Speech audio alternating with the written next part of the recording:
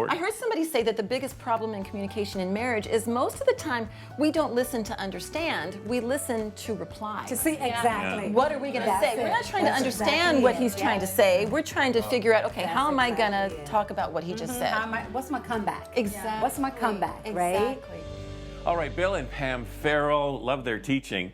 And, this whole idea of men and women think differently, and we need to just kind of understand that and to know that we can accept each other's differences, and the guys can, the suggestion was to lean in and like listen leaning in. and I let like her leaning in. talk if she needs But to. I think the whole thing about about thinking differently is communicating differently, because as we're thinking, we are communicating, we are speaking differently than each other. By the way, we're with our kitchen couples here, Mike and Diane, and Eric and Kara. We better just say a quick hi that way.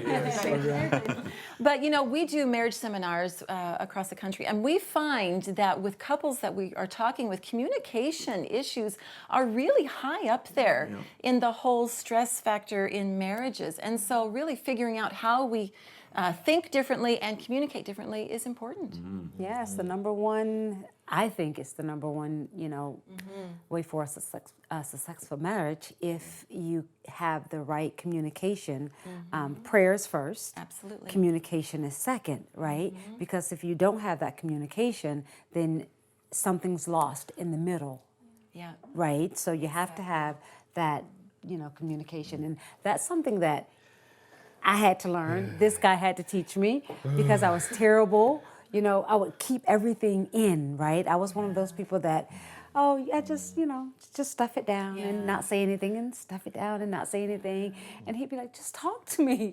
So this tell me goes what's against going the grain on, because right? you're, the stereotypes. you're supposed to have 10,000 more words a day Exactly. than Mike does, And but we're not so completely much. opposite. Yeah. And it's funny because we're opposite that way. I said I started the heavy breathing a little bit ago because as a football player, when you come to the sideline and you're gassed, they put this oxygen mask on you, right?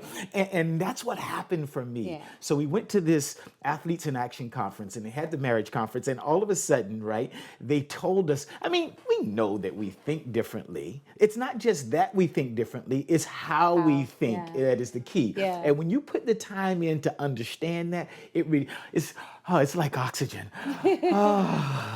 Okay. It makes I sense get now. it now. Yeah. You put the time in, right? When you put the time in, it reduces tension, right? And so I found that to be so fertile. And I think another key for me is kind of after I did that and after I understood that, then I thought about, you know what? This is God's design. Maybe I ought to embrace this, right?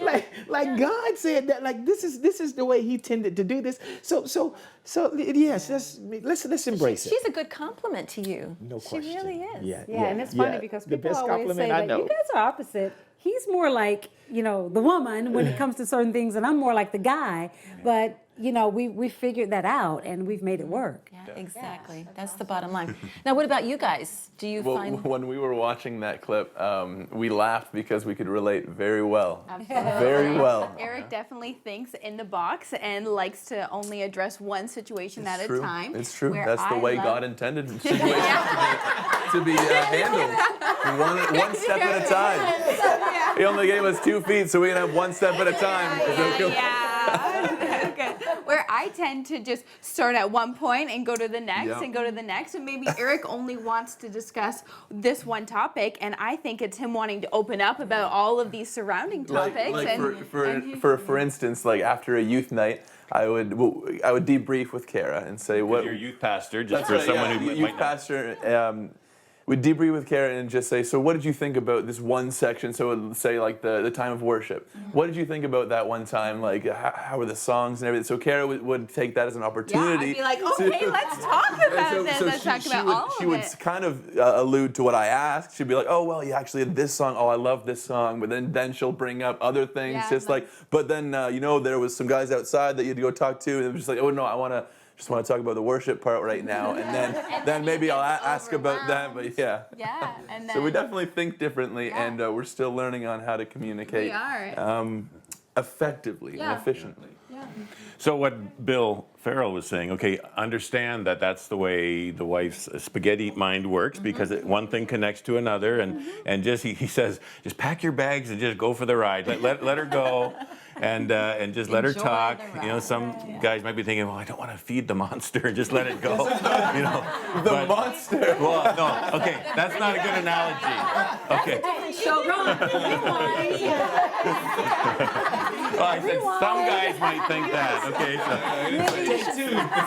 Talking now, honey. Just stop talking. okay, but his encouragement was just to let her go and listen and listen. Like that Yeah. is the key. Yeah. It could Yeah. actually Yeah. listening, because it's so I important. heard somebody say that the biggest problem in communication in marriage is most of the time we don't listen to understand, we listen to reply. To see exactly. What are we going to That's say? We're it. not trying to That's understand exactly what it. he's trying to Yes. say. We're trying to figure out, okay, That's how am I going exactly to it. talk about what he just said? What's my comeback? Exactly. What's my comeback, right? Exactly. And many times, in sort of understanding that, if we then repeat what was said, right, before us, so that we can show that we understand what we have to say after that. When we do that, we gain a voice, right? So when I repeat what she said, now she knows that I've heard her, and so she's more apt to listen to what I have to say. That's good. That's good. And the conversation ends with maybe it's not that sigh that Pam had, but it's just kind of a okay. Yeah. We got it on the table. We talked it out well, and you both feel good about it at the end. Yeah. Yeah. Okay. Well, I think we all feel good about this right now. We've Can sigh. Okay. And we'll have a little bit of a break, but we'll be back in the kitchen. In a moment, we're going to be hearing from Dr. Mike on the beach, and he's going to be talking about a certain battleground that we might not always associate with marriage. All right, stay with us. Men don't waffle. Then don't waffle. That's good. That's good.